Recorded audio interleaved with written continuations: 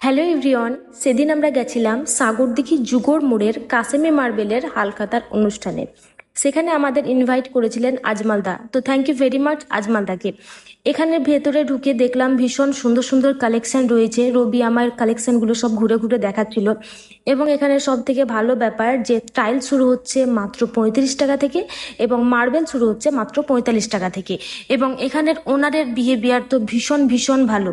এবং এখানে শুধু মার্বেল ও টাইলসই নয়, খুব সুন্দর সুন্দর আয়না ও বেসিনও পাওয়া যায়। এখানে একটা আয়না দেখলাম, খুব সুন্দর সুন্দর লাইট চেঞ্জ হচ্ছিল। তো কালার চেঞ্জিং এই আয়নাটা আমার তো ভীষণ ভালো লেগেছিল। তোমরা সবাই যাবে, ভিজিট করবে।